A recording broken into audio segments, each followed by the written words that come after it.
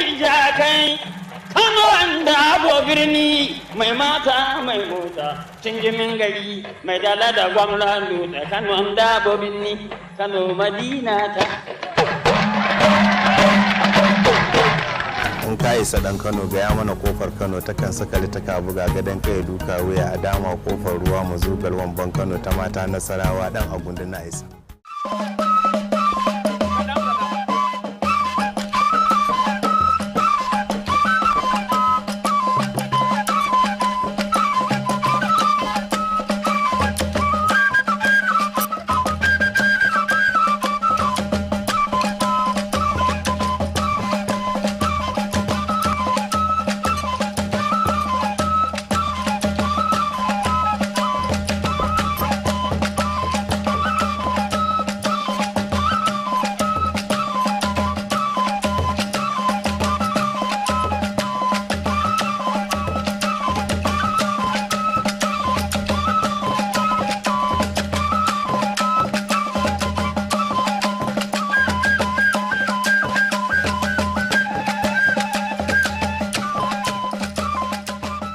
Kano tumbin giwa ko da mai ka zo an fika. Masu kallon mu barkanmu da saduwa a ci gaban shirinmu na farko da muka kawo muku akan tarihin Kano da unguwannin da ke cikinta a cikin Badala da wajenta. In kun tuna wancan satin mun dan dakatar da sharhinmu saboda lokaci, amma a wannan satin za mu dora mu ci gaba. Za mu ɗauki unguwanni 1 zuwa 2 inda za mu tattauna suwaye mazaunanta, yaushe suka zo, ya aka yi suka zo, ina aka ba su ƙasa, waye ba su ƙasa, wane ci gaba aka samu a tattare da su, tare kuma da ya zamantakewar take. Masu kallon mu ku biyo ni. Alhamdulillah, kamar yadda kuka ji a buɗewa na da gaya muku na farko ɗin nan, kuma satin da ya gabata kun ga mun kwararo hiranmu dai da Malam Ibrahim inda ya mana bayanai masu daɗi sharhi akan yadda Kano take. Wannan satin yadda na faɗa a introduction ɗina za mu ɗora ne akan unguwanni. Za mu ɗauko babbar unguwa ta Kano wacce ta kowace wacce ita ce wacce Madabo. Malam Ibrahim zai mana sharhi suwaye mazauna wurin nan, ya al'adunsu yake, sana'o'insu, zamantakewarsu, kai suwaye ma fitattun 'ya'yayensu. Malam Ibrahim, bismillah. Kamar yadda na faɗa a satin da ya gabata, Hajiya da masu sauraron mu, ita Kano ai da mutane suke cewa ai kowane gari ma daman wani ne ya zo, tunda ba daga sama mutum ya duro ba a ce a nan ne ya faru. Gaskiya ne. Zuwa ce. Ta kamar yana faɗa kaga an samu migration na waɗancan Kanawan asali, to sun zo sun an haɗu da waɗannan wasu mutane su ƙara zuwa wasu zo. To al'ummomin da suka zo kamar na faɗa shine waɗanda suka zo daga Daura. To zo waɗanda suka zo daga Daura kamar na faɗa ai a lokacin Kanan iyakacin ta gefen Dala, gefen gindin Dala, gindin Goron Dutse, wannan kwarin nan ne inda Kano take, sai kasuwar Kurmi wadda ita ma Muhammadu Rumfa ne ya yi ta. To kamar na faɗa yanzu unguwar da muke so mai magana shine unguwar Madabo. To idan ka tuna a wancan satin da na gaya miki, ai na gaya miki na ce su mutumin Kano ana kula da abin da mutum ya faɗa. Abin da mutum ya faɗa shi ake amfani da shi, ko abin da wani babban muhimmi ko almuhimmi abu. To modibbo, a daga modibbo wanda kalma ce ta mai ta fulatanci.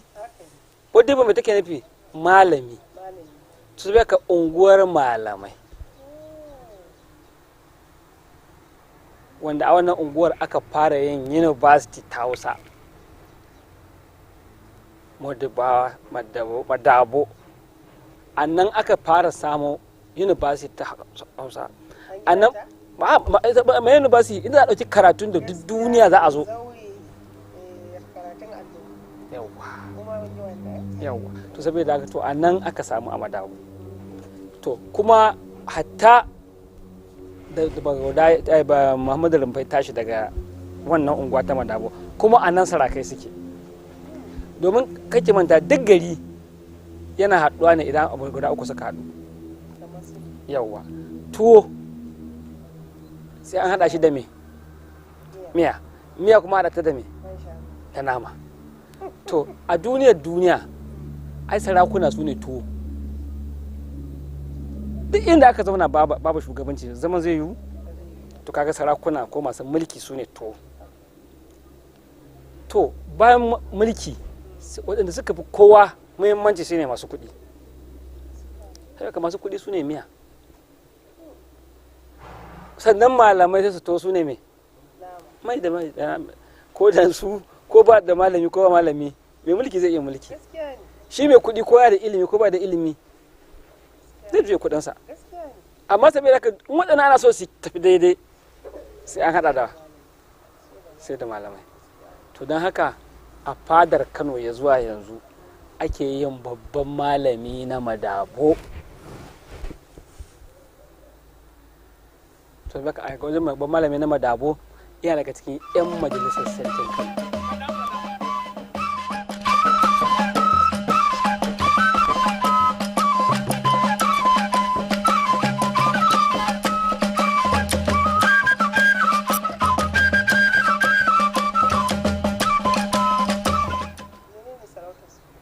Shine sarautar ɗinsa kenan, babban malami na madabo, malami ne a majalisar sarki, ɗan majalisa ne, kuma ga abin ya tafi gida gadon sama. Shine sunan title ɗin kenan, sunan sarauta kenan, babban malami na madabo. Kin ga kenan bayan shi akwai wasu malama. Yawwa, to madaba tana nan, ita ce unguwa ce take a birnin Kano, tana tsakanin Dala da Kabuwaya da Dambazau da to anan tsukin anan madaba take. Ta ita suna cikin ƙwariyar tsohuwar birnin Kano, suna cikin asalin mutanen Kano, wanda yawancinsu kuma abin da ke kawo su, abin da ya kafa su asasin su babbar sana'a shine ilimi. Fulani ne suka shi da suka ce madibawa, sai ta koma mai madabo, madubbo. To yanzu Malam Ibrahim ka kawo ni wani gaba, tunda iliminka yana da girma, abin da suke cewa is very vast. Ni a tunanina in aka ce wazirin Kano kamar shine ai babban malamin Kano, amma ka ce babban malami na madabo. Da yawan mu na san 'yan zamanin mu da musamman ma 'yan kasar nan 'yan ba ma da yawa ma da basu sani ba, duk wanda ya ji waziri ya dauka ai shi kenan shine babban malamin Kano. Amma ka kawo wani abu ka ce kuma sarauta ce a fada, kuma a fada yake. Ina son ka kare mana sharhi saboda masu kallon mu su karu. Saboda babban ita sarautar waziri ai ba a fara ta a Kano ba sai 1900 daidai. To saboda haka idan kin ce shine babban malami a Kano, to kafin lokacin waye? Saboda haka wazir kalma ce ta larabci a take nufin mai mataimaki na sarki. Kuma a Kano tun daga bagauda na shekara 1999 har ya zuwa 1900 daidai babu waziri a Kano. To lokacin da aka yi daular Usmaniya ƙwarai kwa har da ɗori babu waziri a Kano. To sai a 1900 daidai sai sarkin Kano Alu sai ya ɗauko wansa Ahmadu sai ya masa wazirin Kano. To malami ne ko a saboda malanta ya ɗauko masa? Kin san me yasa ya ɗauko masa? Saboda rama gayya ga Sokoto, sun daina Kanawa sun yi tawaye wa Sokoto. Kuma a ƙa'idar Sokoto daular Usmaniya wazirin Sokoto shine mai kula da Kano. To sai ka so mai sai suka yi waziri a Kano, kuma me za a ce? Sai aka dakile kishiyar tunda sarki yau sai ka sai zo sai mata waziri. To waziri ina nan har ya zuwa 1903. Saboda haka shine da ake ce masa mai shahada. To yasa ke ji, me yasa ke ji duk wani mutum kina jin a ce masa gwadabe? Me yasa ake ce masa gwadabe? Me gwadabe? Baki san me gwadabe ba? To gwadabe, tsohuwar Hausa gwadabe shine hanya. Hanya. To Ahmadu gwadaban Kano. Haka duk lokacin da ka ce Ahmadu gwadabe, to in dai kana son sarkin Kano, to ga hanyar sanan Ahmadu. To kin da Ahmadu gwadabe ta fito. kin fahimci wannan? To bayan Ahmadu Gwadabe ya bar duniya 1903 sai baka tura sun zo sai suka ce a sake yin waziri. To sake yin wazirin nan sai aka yi waziri sarki dan tafi da Muhammad dan maje karofi. To sai aka shi kuwa sarkin Kano Abbas kane ne gurin tafi da Muhammad. To sai aka sai ya dauko dan wansa sai ya masa waziri, kuma dan wansa nan sa'ansa ne, shekarunsa daya, abokinsa ne, shine Abdu sarki. Sai aka yayi wazirin Kano daga 1903 zuwa 1904, watansa 11 aka tuɓe shi. Shi ma malami ne kaga shi ma sarauta ce kawai ta sullube sai sara daya ai.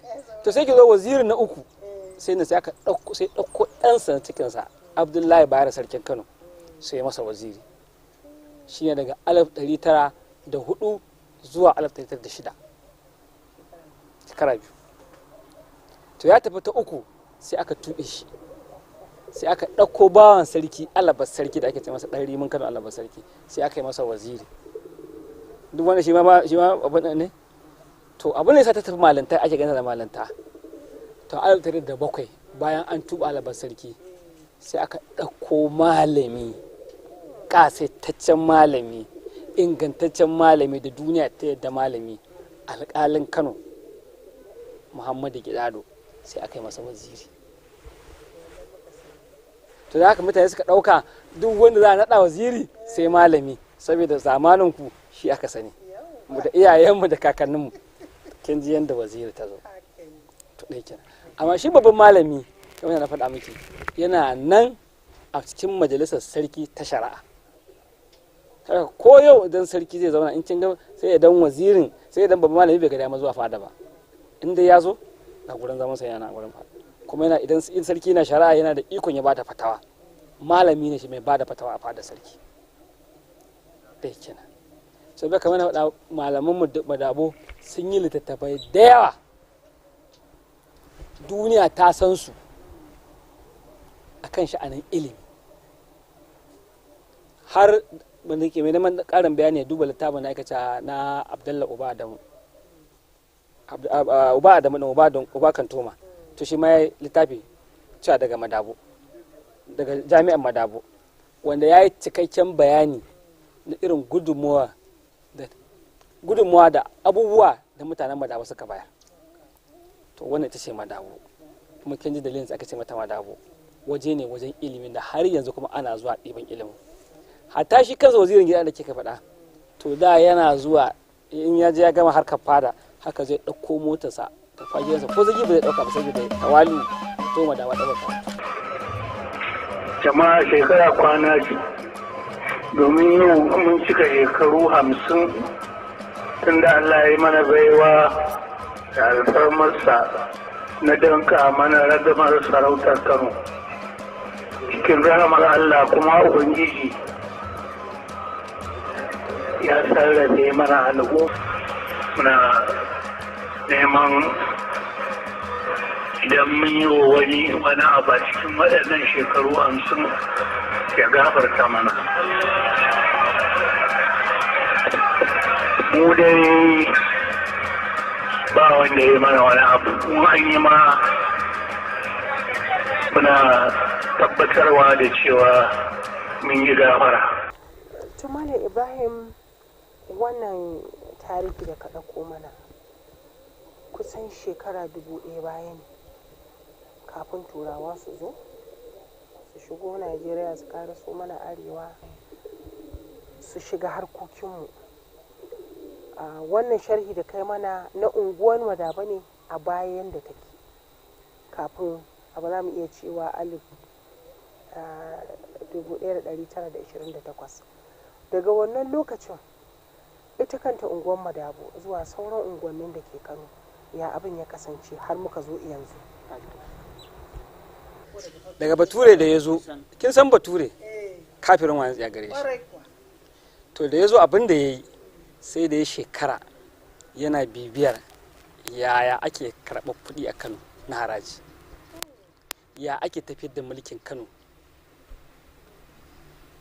to su fulani da suka zo Kano sun tar da tsarin Kano yadda yake, garuruwa ake ɗauka tsalle-tsalle ana ba masu sarauta. Saboda ka ba yadda ke ganshi yanzu wai ƙaramar hukuma kaza ƙaramar hukuma a'a. Mara an baki misali wanda na fi sani Madaki, sai a ɗauki Madakin Kano sai a ce Dawakin Tofa garinsa ne, Tofa garinsa ce, Bagwai garinsa ce, a dai mani ko to sai aka ce Malakawa Garu garinsa ce, Bici garinsa ne, to sai aka dawo aka sai a ce Jijitar garinsa ce, sai a koma can a ce Dan Soshiya. Haɗa suke ba gabas da yamma kudu da arewa ko ina haka take tsalli to kamar misali Ciroma sai a ce Kofa tasa ce, sai a ce Dan Iya ya ce Gogori. To kowanne ba wani mai sarauta gari daya. Abin da zai baki mamaki misali sai a ce miki sarkin Dutse shi ke zuwa ya karɓi kuɗin haraji a kofar mata. To nan shi zai zo kofar mata zai karɓi haraji, amma shi kuma kisan harajin garin sa zai karɓa sarkin Kakaki. To kin ga abin kenan ya yake. To Bature sai ɗauko wazirin Kano da na gaya miki Abdullahi Bayero, sai suka zagaye Kano, sai suka yi gundumomi 24. Gundumomi 24 da suka yi kamar da na shafaɗa su ne Tofa, Ɗanbata, Madobi, Ɗanbata ko biyu, Dabi, Fagwalawa, Kura, Wudil, Ringim, Dabi na ce Dabi ko? Aha, Jahun, Gwaram, Rano, Yalwan Ɗan Ziyal. To idan kin yi lissafi ya ga za ki samu guda 13 sai ki haɗa ta da Binni. To wannan guda 14 su ne suka zauna ƙarƙashin kulawar sarkin Kano da kansa. To sai kuma aka fitar da wasu garuruwa guda 10 na kusa da Binni, su kuma sai aka sa su ƙarƙashin wazirin Kano ɗin Bayero, sai aka yi masa mazaunan hakimi a Dawakin Kudu. Kin san su guda 10 nan? Kunya, Kuru, ba ta yi majin Kuru ba, Kuru, to Kunya, a ba wancan akwai Kuru tana na kusa da Minjibir, akwai Kunya, akwai Kuru, akwai Minjibir, akwai Ungogo. Kin ga gunduma nawa kenan kika samu 4 a can. To sai ki dawo Gezawa 5, Gabasawa 6, Zakirai 7, sai ki dawo Tsakiya, Tsakuwa 8, sai ki dawo Tamburawa 9, sai ki koma Kumbotso. To sai aka ɗauko Kumbotso da Ungogo sai suka Kano haka suka ritsa ta, sai ki ɗauko tun daga bakin Na'ibawa sai kin daga wannan ɓarya har ki dawo yan Kaba, har ki dawo ki kuma Zaria Road, za ki ga nan Ungogo ce. Kumbotso ita kuma daga yan Kaba din in kuma kika yi haka Kumbotso sai kin koma gindin biyu ke Kumbotso ce. Kika so suka rufe Kano.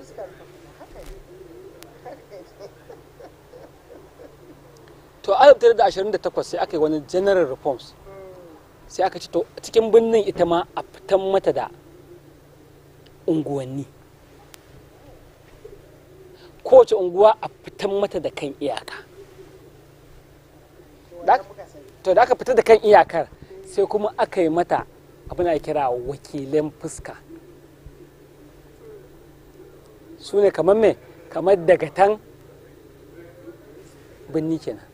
Sai ka wakili kin ga sarauta din birni da mana a kin ga a ƙauye mai unguwa, dagaci, hakimi. To amma abin ni fa mai unguwa, wakilin fuska, hakimi. Na fata kin gane, mai unguwa, wakilin fuska, hakimi. Wannan an yi shi 1928. To lokacin aka fitar da fuskoki.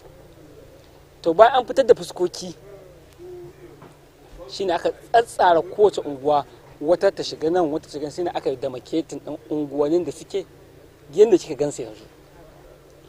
Aka kuma me yin masu unguwanni, shine sabuwar unguwanni da gani. To kuma ba sake wani reform ba sai 1959, lokacin da aka ce kuma yanzu birni ya kamata karu daga nan gefen nan, shine da ke aka yi wata unguwa da ke mata Sani Mai Nagi. Kin zama zaka ce Sani Mai Nagi? Sarkin shanu. Na san wannan. Sarkin shanu. Shine hakimin birni. To saboda ka shine na gama kai wa sarki, aka ce sauran sarki da gashi an gama aiki. To wannan sabon unguwa da aka kuma tana da girma, ya za a sa mata? Ya ce ku sa mata Sani Mai Nagi. Sarkin shanu Sani ne, saboda ka Sani Mai Nagi. Ba sarkin shanu ne ba? To sarkin shanu Sani Mai Saniya. Nagi ba ce ce? To kin zabe ta kowace unguwa in ka bi sawo sai ga akwai dalili ne sai aka sa mata wannan suna. To haka babban unguwa ce, filayen wurin ko manya ne. Aha. To Sani Mai Nagi. To haka Kano take. Haka aka yar Kano. Saboda fuska an kasa Kano fuskar gabas, mazaunin wakili yana nan a kofar Wambai. Fuskar arewa ga ofishin wakilin arewa yana nan a yasuwanta a nan da alɗin da kin wuce a Madabo, ga gidansa ga ofishin yana bakin titi a Madabo.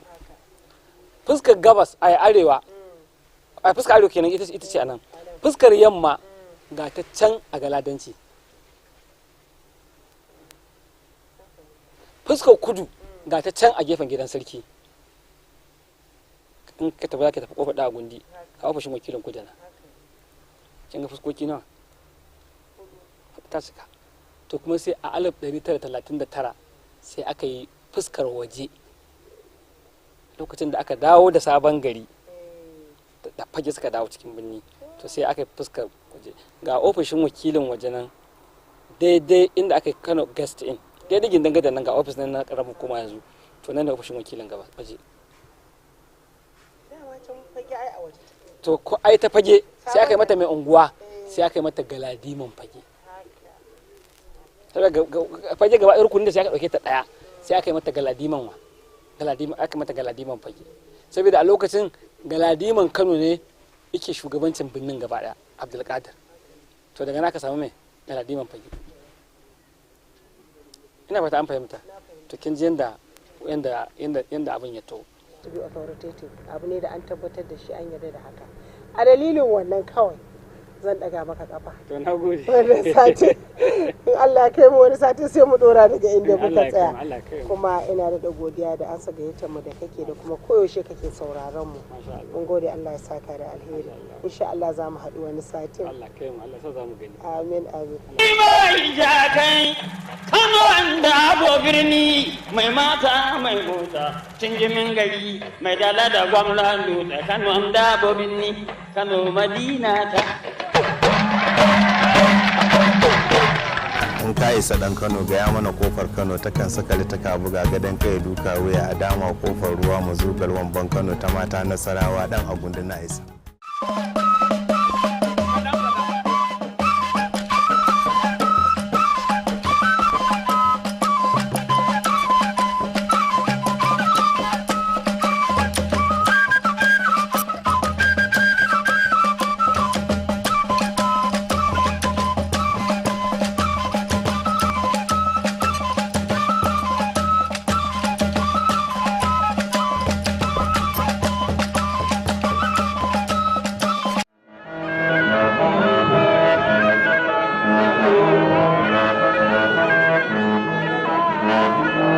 Kano Emirate is one of the longest standing seat of power in the whole of West African sub-region. For more than 5 centuries ago, very little has changed as far as rich cultural practices and heritage that everyone here is proud of. Gidan Rumfa, as the household is popularly called, sit on about 10 hectares of land and compose of 8 royal courts in Hausa called Fada. For the first-time visitor to the palace, the traditional designs on the walls will merely connote beauty, but it is much more than that. It connotes many things. It depends on the place. Sometimes it's a history, just like murals on the wall. You will see the sword, the knife, the calabash, this and that, and you see the geometric design, the star. You know, most of the design are out of the star formation, you know, as it is in geometry. And then that star is very important astrologically because in our societies today, many normally it's a northern star, which is part of the ruling, is guided by one of the ruling stars, Zuhal in Arabic, they call it Zuhal. Formation of Emir's collection of regalia is remarkable. The colorful designs on the flying gown called Babariga means a lot.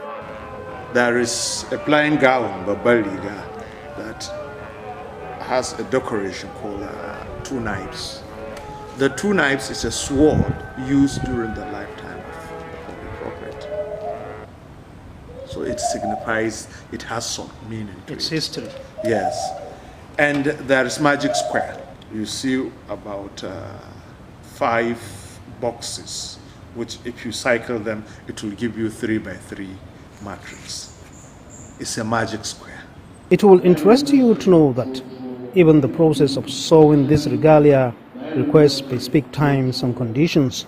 In fact, even the time upon which they will start sewing the gown, they have to consider good time astrologically with sort of incantation or recitation of the verses or the names of Allah. So it is not only for, in fact, it is more for protection than aesthetics. The turban itself tells who the bearer is. His kind of turban tells you this is an imam, or this is a prince, or this is a title holder, and that. Anybody you see with 2 rabbit ear on his turban is a princely title holder, or even the emir. One unique, valuable object of culture is a twin spear, which is peculiar to the Emir of Kano. It is only the emir that uses the twin spears. He's the only one that wears the ostrich feather shoe.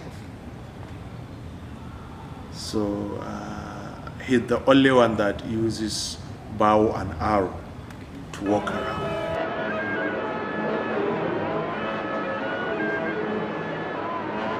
Other symbols such as trumpets and drums are mainly for communication purpose.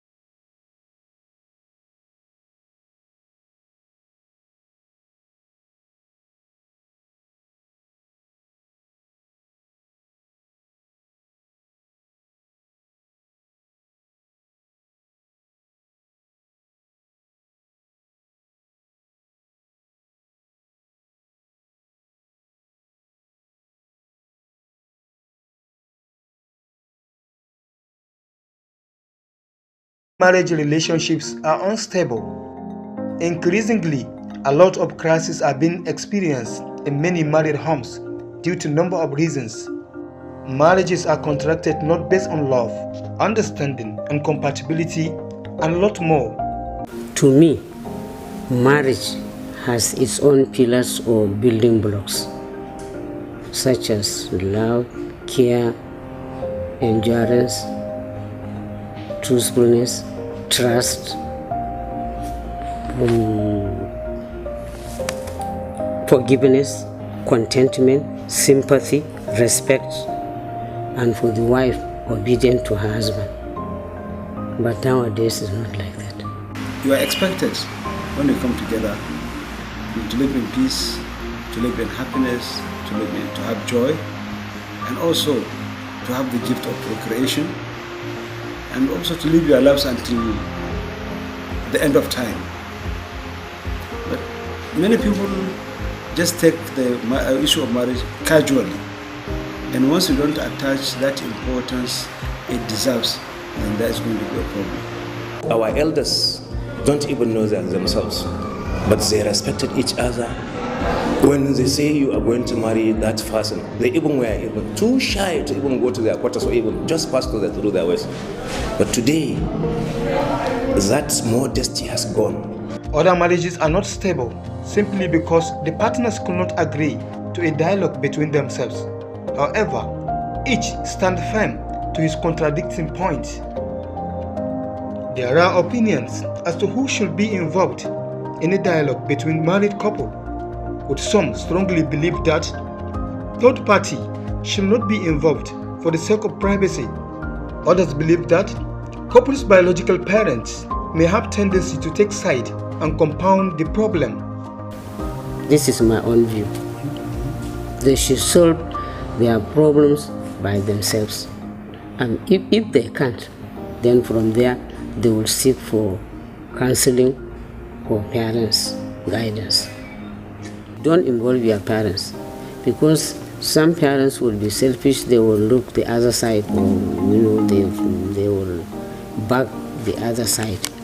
There are some established marriage counseling centers privately, and I'm sure they came up to complement the efforts the malams, the clerics are doing through their sermons, through their preaching, to bring order for the couples to understand what marriage is all about. So it is important that once you are getting married, you have to have full understanding of what you are getting into.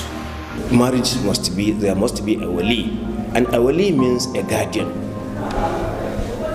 He even said that do not marry a woman that do not have someone that can tell her to stop, and she will stop ultimately.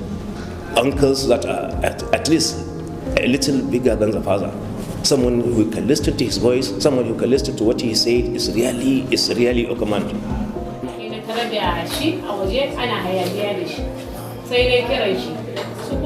Here in Kano, Hizbah Commission, among their many other schedules, resolves family-related cases on a daily basis. That is why sometimes a case that should be tackled in 10 minutes at home extends beyond that, because the couple married without getting to know each other's attitude. I tend to blame the parents the more, because they do not give them proper training. It is of the belief that respect for each other, understanding, readiness to accept weaknesses of each other should be among other virtues to consider since at the courtship level. As they begin to build their marital life also, couples need to remain together in the interest of their offsprings.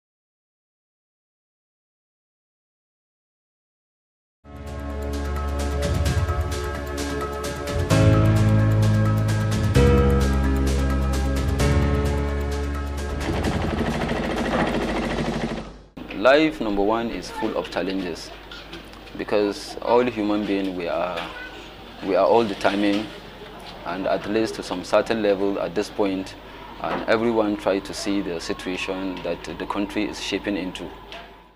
To be ambitious in life, one must first understand the life and its dynamic intricacies.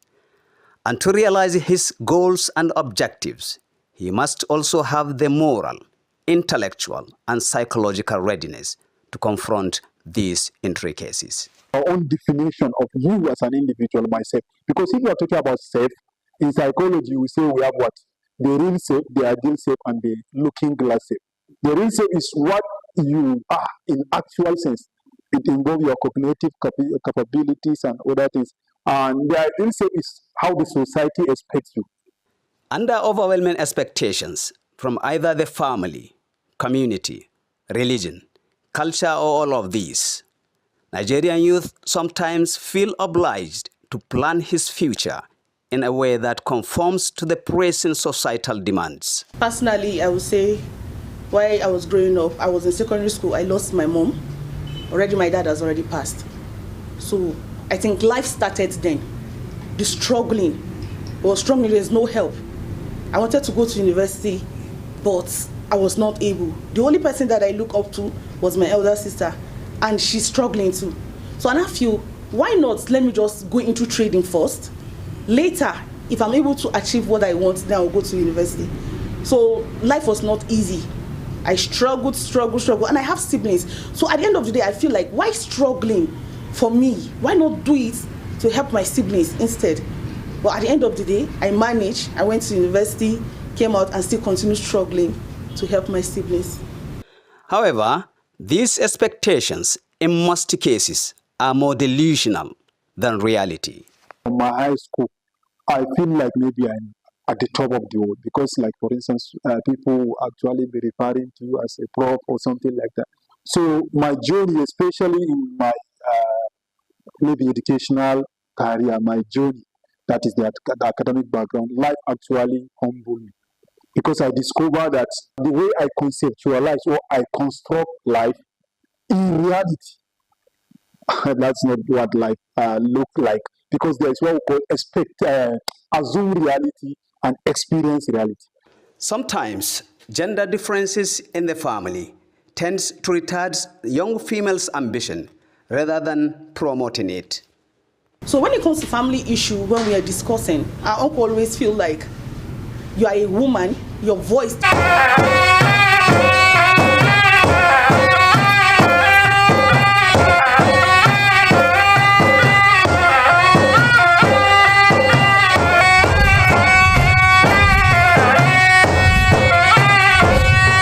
A labaran namu na yau za ku ji cewa hukumar kwastam ta fara wayar da kan masu ruwa da tsaki kan aiki da sabon haraji na masu shigowa da motoci na Green Task. Sannan gwamnatin tarayya ta karfafa sa ido kan yaduwar cututtuka ta hanyar haɗin gwiwa da muhimman hukumomi da cibiyoyin bincike.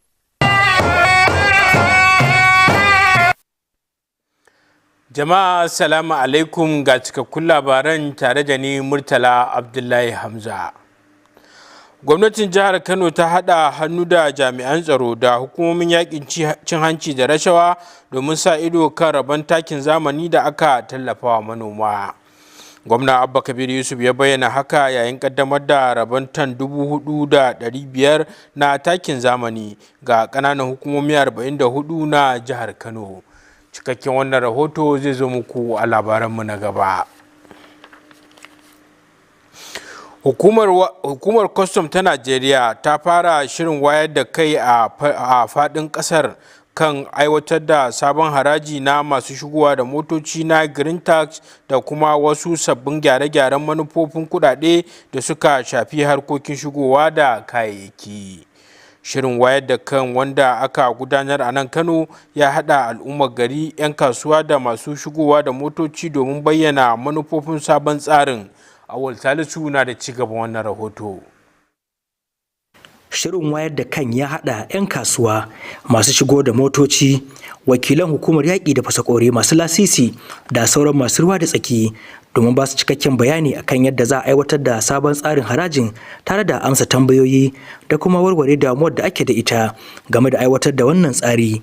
An shirya wannan shiri ne domin tabbatar da cewa masu ruwa da tsaki sun fahimci manufofin harajin, sababbin sauye-sauyen manufofin kuɗi da gwamnatin tarayya ta amince da su, da kuma nau'o'in motocin da aka keɓe daga biyan wannan haraji. In sabon abu ya zo, kafin a fuskance su akwai kalubale da yawa, ko da an je an gabatar musu da cewar ga wani abu, musamman a ce wani ƙari ya shigo daga abin da suke kashewa a baya. Shugaban hukumar yaƙi da fasakori ta ƙasa mai kula da shiya ta ba wanda aka wakilta ya bayyana taron wayar da kan a matsayin wata dama ta ƙarfafa haɗin gwiwa da 'yan kasuwa, ƙarfafa bin doka tare da tabbatar da aiwatar da manufar cikin sauƙi a faɗin ƙasar. Masu ruwa da tsaki sun yaba da wannan tsari, suna mai cewa ci gaba da tattaunawa da bayar da bayanai akan lokaci na da matukar muhimmanci wajen tabbatar da nasarar aiwatar da manufofin kuɗi na gwamnati. Awwal Salisu, labaran NTA. Gwamnatin tarayya na ci gaba da karfafa matakan inganta sa ido kan cututtuka, bincike da kuma shirye-shiryen tunkara annoba ta hanyar haɗin gwiwa da gwamnatocin jihohi da cibiyoyin bincike a faɗin ƙasar nan. A wani bangare na wannan shiri, babban daraktan hukumar kula da cututtuka ta ƙasa NCDC ya kai ziyarar cibiyar bincike mai zaman kanta a nan Kano domin duba kayayyakin bincike da cibiyar take da su. Muhammad Ibrahim na da ci gaban wannan rahoto. Yawaitar ɓullar cututtuka na ci gaba da zama barazana ga lafiyar al'umma da kuma tattalin arziki. Hakan ya sa binciken kimiyya, sa ido da cututtuka da kuma inganta ɗakunan gwaje-gwaje suka zama muhimman ginshiƙai wajen dakile yaduwar cututtuka a Najeriya. Hukumar dakile da kula da yaduwar cututtuka ta ƙasa ta ce shawo kan irin waɗannan ƙalubale na buƙatar haɗin gwiwa tsakanin gwamnatoci, cibiyoyin bincike da sauran masu ruwa da tsaki. Cibiyoyin biyu su haɗa kai a ga yaya za a tallafa ma juna ta yin bincike tsakanin cibiyoyin biyu ta yadda za a ainihin ganin cewa an daƙile cututtukan nan da suke zuwa na su ebola nan da su lasan nan, wannan cutar ƙwayar bera da yake addaban mutane. Babban daraktan cibiyar bincike mai zaman kanta ta Kano ya ce cibiyar na ci gaba da zuba jari wajen binciken kimiyya da ayyukan ɗakunan gwaje-gwaje. Ya bayyana shirin su na yin aiki tare da hukumar dakile da kula da yaduwar cututtuka ta ƙasa domin ƙarfafa gano cututtuka cikin gaggawa, tattara sahihan bayanai da bunƙasa binciken kimiyya. Ziyarar ta kuma hada da duba ɗakunan gwaje-gwaje da sauran sassan bincike na cibiyar, inda aka tattauna hanyoyin ƙarfafa haɗin gwiwa tsakanin cibiyoyin biyu, musayar ƙwarewa da kuma tallafawa matakan da suka dogara da hujjojin bincike wajen fuskantar barazanar cututtuka. Muhammad Ibrahim, labaran NTA. Yawaitar amfani da miyagun ƙwayoyi na ci gaba da zama babbar barazana ga lafiyar al'umma da tsaro, inda yake lalata rayuwar matasa da dama tare da ƙara shafar mata da iyalai a faɗin jihar Kano. A wani mataki na hana waɗannan miyagun ƙwayoyi komawa cikin al'umma, hukumar hana sha da fataucin miyagun ƙwayoyi ta ƙasa NDLEA ta lalata fiye da tan 12 na miyagun ƙwayoyi da sinadarai masu shafar ƙwaƙwalwa da ta kama yayin wani sumame da ta gudanar bisa bayanan sirri. Fatima Sunusi Karaye na da ci gaban wannan rahoto. An lalata kilogram 12,200 na miyagun kwayoyi iri-iri da suka hada da cannabis sativa, tramadol, codeine, heroin, cocaine, patazozine, diazepam da sauran haramtattun kwayoyi da aka kwace a yayin samame. Shugaban hukumar NDLEA Brigadier General Muhammad Buba Marwa mai ritaya ya bayyana wannan mataki a matsayin adalci da aka bayyana a zahiri, yana mai cewa duk wani gram na miyagun kwayoyi da aka lalata na nufin an kare rayuwa, an hana afkuwar kuma masifa. hukumar ta ce tun daga watan Janairun bana reshen ta na Kano ya kama sama da mutane 904 ya kuma kwace fiye da tan 2.2 na miyagun kwayoyi, sannan an samu hukuncin kotu kan mutane fiye da 54. Jama'a su sani cewa wannan abubuwa da ake yi don su ake yi, kuma konawa ake yi kamar da aka kona shi a yanzu, kuma za mu ci gaba da kona shi in Allah da duk lokacin da aka kama aka nemi izinin kotu ta bamu za mu kona. Yaƙi da matsalar shaye-shaye na buƙatar wayar da kan al'umma da kuma ƙarin haɗin gwiwa tsakanin masu ruwa da tsaki domin hana miyagun ƙwayoyin isa hannun jama'a da kuma daƙile karkatar da magunguna ke yi da magungunan da ake sarrafawa zuwa kasuwar haram. Fatima Sanusi Karaye, labaran NTA.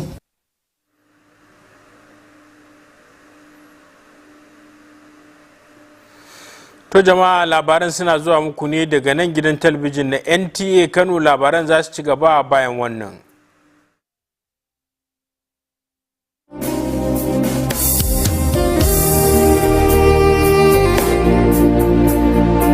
This is Portugal Resort, where fun meets serenity and adventure meets relaxation.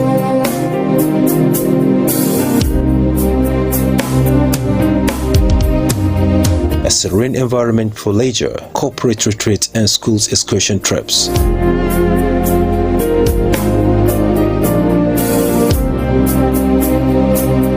Great unforgettable memories with family and friends at Portugal Resort. Cozy, spacious rooms await the duration of your stay with us. Situated at Minjibur local government area along Gezawa axis, just a few minutes drive away from the bustles of Kano City. At Portugal Resort, we don't just create fun memories, we deliver experience.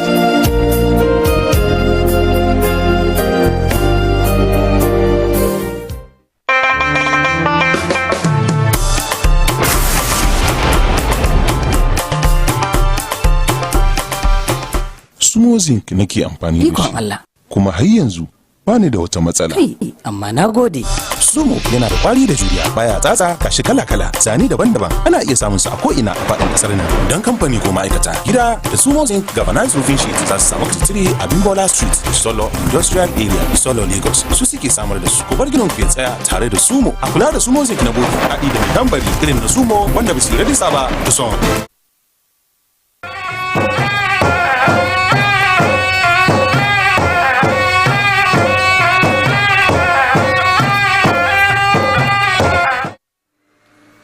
To barkanmu da dawowa. Hukumar kiyaye hadura ta ƙasa ta buƙaci masu ababen hawa da su ƙara yin taka-tsantsan yayin da damuna ke ƙara ƙarfi a sassan ƙasar nan daban-daban. Hukumar ta ce bin ƙa'idojin tuƙi cikin aminci da kuma tabbatar da cewa ababen hawa suna cikin kyakkyawan yanayi ta hanyar kulawa da su akai-akai zai taimaka wajen rage haɗuran ababen hawa a wannan lokaci na damuna. Aisha Usman Abubakar na da ci gaba wannan rahoto. A yayin da damuna ke ci gaba da karuwa, hukumar kiyaye hadari da ƙasa Federal Road Safety ta bayyana cewa yawan haɗurin mota kan karu a wannan lokacin sakamakon hanyoyi masu santsi, karancin gani da kuma gudun wuce kima. Hukumar ta buƙaci direbobi da su ƙara yi taka tsantsan tare da kiyaye dukkan ƙa'idojin tuki domin kare rayuka da dukiyoyi. Rashin ita wannan wiper da ke gani ba karamin matsala yake jaza ba ga direbobi, saboda lokacin da ake ruwan nan ba za ka ga ruwan nan zai toshe maka wannan screen da ke gani. Yi tuki cikin natsuwa da kwanciyar hankali. Hukumar ta kuma shawarci direbobi da su rage gudu, su bar isasshiyar tazara tsakanin motocinsu da ta gaba, su tabbatar da tayoyi, birki, abin goge gilashin mota suna aiki yadda ya kamata. Sannan su guji bin hanyoyin da ruwa ya mamaye domin kaucewa haɗarin hanya a lokacin damina. Aisha Usman Abubakar, labaran NTA. To sai kuma ɓangaren rahotannin wasannin namu na yau. Ƙungiyar kallon ƙafa ta Galado FC ta rauni da Kano Professional sun tashi ci 1-1 a wasan sada zumunci.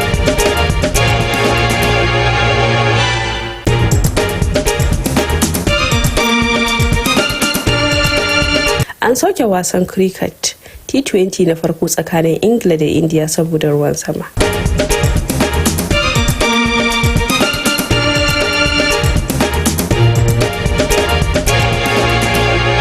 Vitor Pereira ya yi murabus daga matsayin kocin kungiyar kwallon kafa ta Nottingham Forest.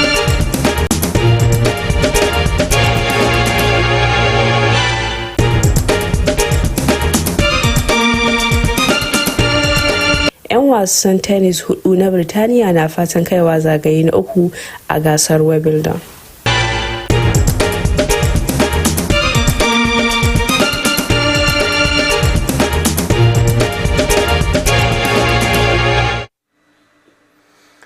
To sai kuma hasashe yadda yanayi zai kasance a gobe a nan birnin Kano da masu manyan birane a ƙasar nan.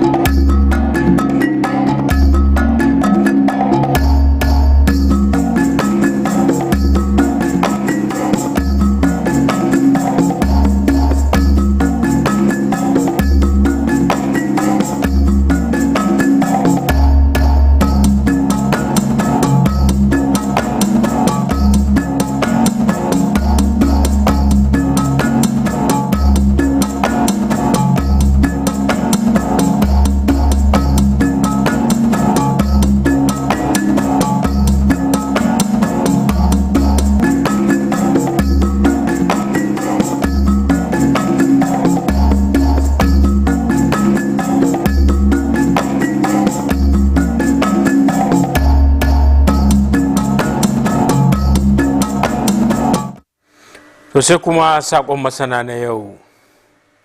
Masana sun shawarci iyaye da su tabbata da cewa yaransu sun sami allurar rigakafi da aka tanada a lokacin da ya dace domin kare su daga cututtuka da za a iya kariya a kansu.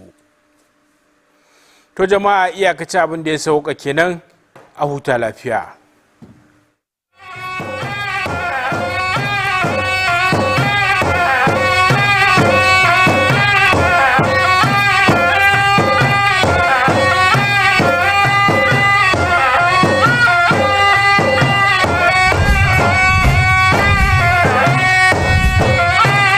On the news tonight, Customs sensitizes stakeholders on green tax surcharge implementation. Plus, federal government is strengthening disease surveillance through strategic partnerships.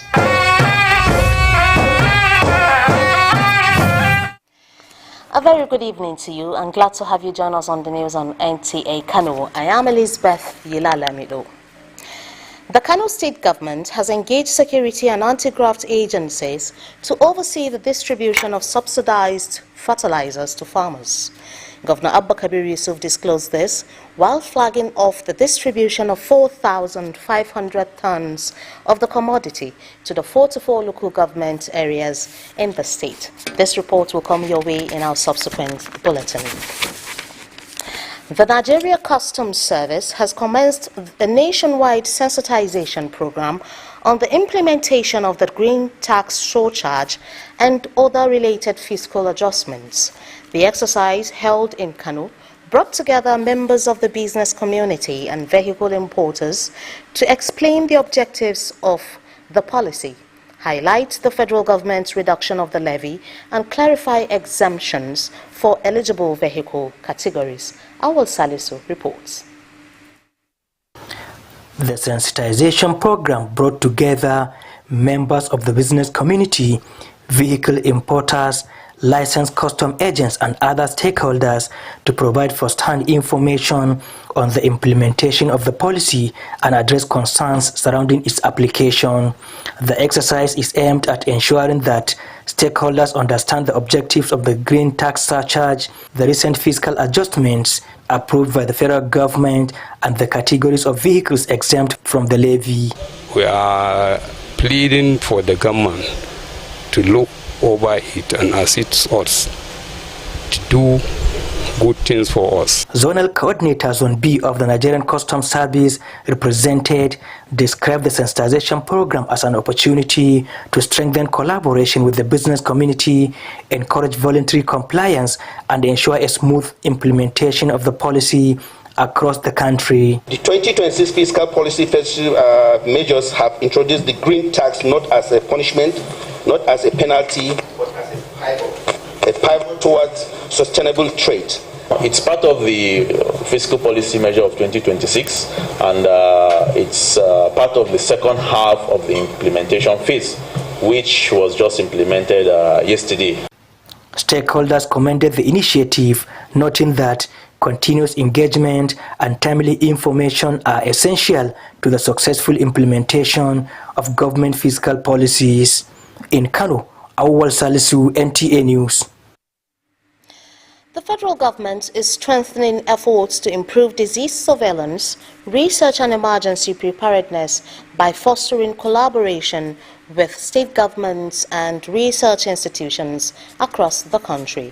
As part of this initiative, the Director General of the Nigeria Center for Disease Control, NCDC, visited the Kano Independent Research Center Trust to assess its research facilities and explore strategic partnerships aimed at enhancing Nigeria's capacity to detect, prevent and respond to existing and emerging disease threats. Muhammad Ibrahim reports. Disease outbreaks continue to pose public health and economic challenges, making research, surveillance, and laboratory capacity central to national disease control efforts. The Nigeria Center for Disease Control and Prevention says addressing these challenges requires coordinated action involving governments, research institutions, and other stakeholders. So what we've seen so far here is very, very encouraging. We're very much impressed.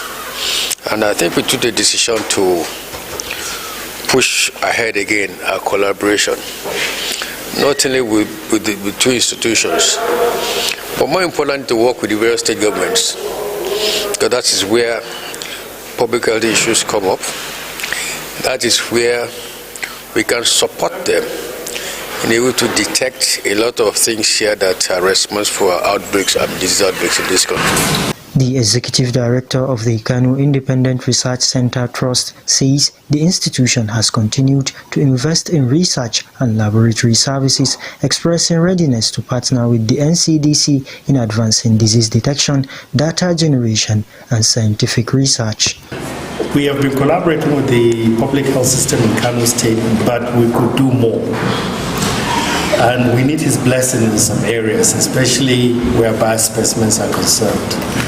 And that is why his presence is very, very important. The visit also included an inspection of laboratories and other research facilities where discussions focused on strengthening institutional linkages, sharing technical expertise, and supporting evidence-based response to public health threats. In Kano, Muhammad Ibrahim, NTA News. The growing abuse of illicit drugs continues to pose a serious threat to public health and security, destroying the lives of many young people and increasingly affecting women and families across Kano State. In a move aimed at preventing the substance from finding their way back into communities, the National Drug Law Enforcement Agency, NDLEA, has destroyed more than 12 tons of illicit narcotics and psychotropic substances seized during intelligence-led operations. Fatima Senusik Arai has the details. The destruction involved 12,233 kilograms of assorted illicit drugs, including cannabis sativa, tramadol, codeine, heroin, cocaine, petazocine, diazepam, and other prohibited substances confiscated during intelligence-led operations. Describing the exercise as justice made visible, NDLEA Chairman Brigadier General Muhammad Buba Marwa, retired, said every gram destroyed represents suffering averted, a life protected, and a family spared. One of the most insidious threats we face today is not the smuggling of narcotic drugs across our borders alone. It is the deliberate and criminal diversion of controlled medicines from legitimate pharmaceutical channels into illicit markets. The NDLEA says sustained enforcement efforts by the Kano State Strategic Command have led to the arrest of more than 904 suspects, the seizure of 2.2 tons of illicit substances, and more than 54 convictions since January this year. It is this very commitment, this partnership, that has made the public destruction of these 12.2 tons of illicit drug reality today.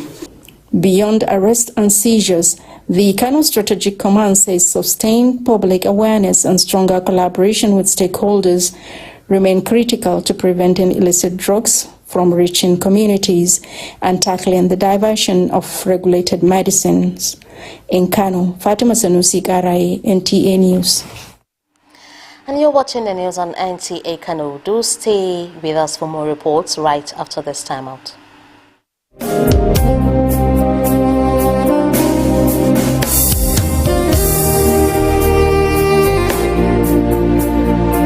This is Portugal Resort, where fun meets serenity and adventure meets relaxation.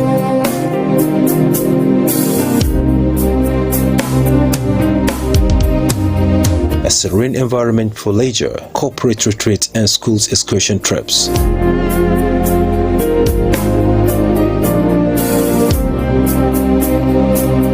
Great unforgettable memories with family and friends at Portugal Resort. Cozy, spacious rooms await the duration of your stay with us. Situated at Minjibur local government area along Gezawa axis, just a few minutes drive away from the bustles of Kano City. At Portugal Resort, we don't just create fun memories, we deliver experience.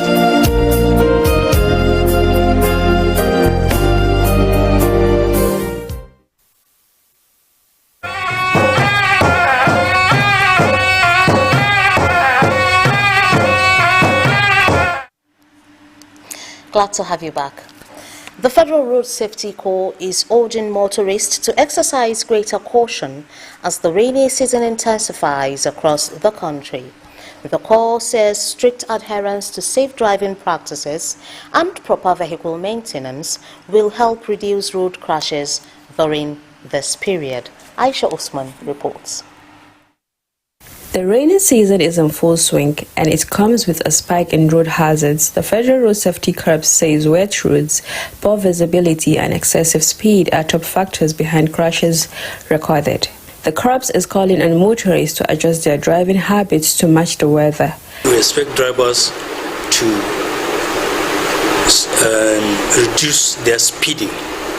While you are expected to cover 100 kilometers per hour, when it is raining, we are expected that range to be reduced to either 60 kilometers per hour. And to ensure that their lightning system is working very well, that they can be able to see. You know, that is what we call the hazardous lights. So that light should always be on while raining. The Corps urged motorists to ensure safe distance from other vehicles, tires, brakes and windscreen wipes are in good condition and to avoid driving on flooded roads to prevent road crashes. Aisha Osman Abubakar, NTA News. Up next is a look at the happenings in the world of sports as compiled by our sports correspondent.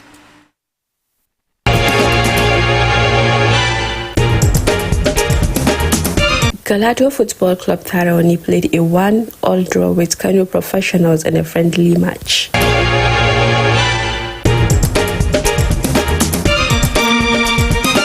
England and India first T20 cricket game abandoned due to rain.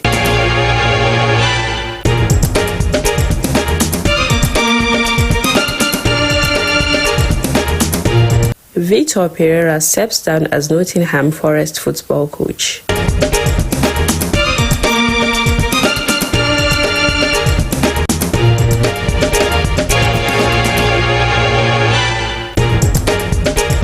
Britain's final 4-target Wimbledon third round in tennis.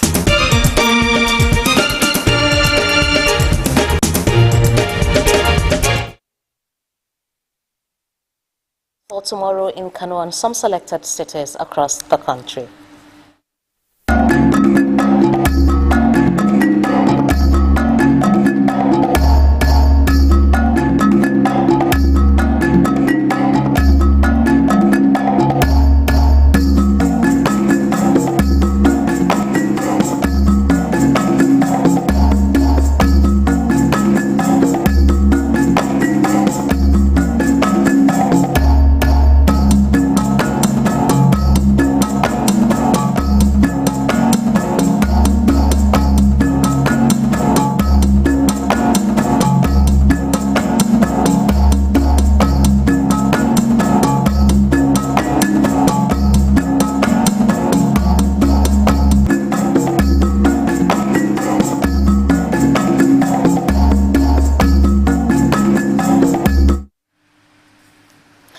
And that's about the size of our news telecast for tonight. But before we go, here is expert advice that parents should ensure children receive routine immunizations to protect them from preventable diseases. Do have a pleasant evening and stay safe.